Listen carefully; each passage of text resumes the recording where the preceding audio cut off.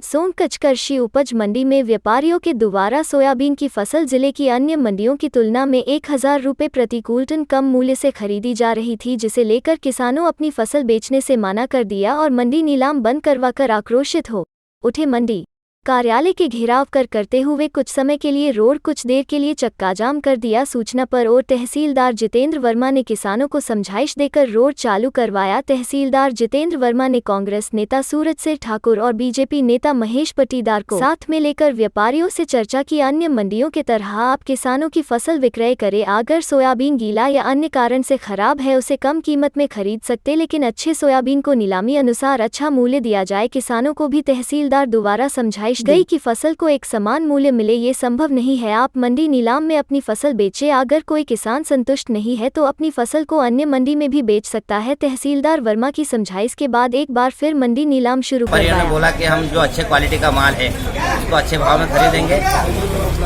और सचिव यहाँ पे नहीं थे, मंडी समिति के सचिव उपलब्ध नहीं थे, जो प्रभार उपलब्ध थे, उन्होंने किसानों को संतुष्ट किया है। अब मंडी चालू हो करने के बाद मालूम पड़ेगा कि क्या भाव बिके क्या ना बिके। सर, अभी किसानों ने कम मूल्य के कारण जो यहाँ पर फसल अन्य मंडियों की तुलना में कम रुपए मिल रहे थे और उसको लेकर किसानों ने आक्रोशित हो गए थे। कार्यालय का भी घेराव किया और मंडी नीलाम बंद कर दिया था। क्या है पूरा मामला और आपके द्वारा क्या समझाइश दी गई सर इसको लेकर? कुछ किसानों को यह संशय था कि देवास या अन्य की जगह की तुलना में हमको रेट कम मिल रहा है, जबकि बाद में हमने जब मोबाइल चेक किया तो अन्य जगहों पर भी क्वालिटी के हिसाब से रेट मिल रहे हैं। यहाँ भी बहुत से किसानों के सोयाबीन में नमी भी थी, कुछ टूटे फूटे दाने भी थे, कुछ कचरा वगैरह भी होता है। फिर हमने जब वापस उनकी बात करी, दोनों पक्षों को बैठा करके, और सहमति बनी कि एक नेत्रांकन आँख से देख करके, नमी देख करके, समझ के ओपन बोली लगाएंगे और उसमें प्रयास करेंगे कि अधिक से अधिक तक राशि की स्टार्ट की जाए और किसान को यदि मंजूर होगा तो वो ओके कर देगा।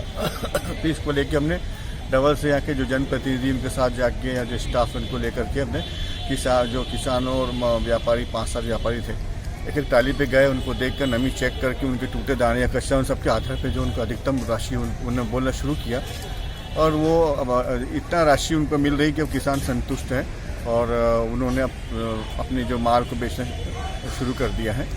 फिलहाल ऐसी कोई दिक्कत अब है नहीं।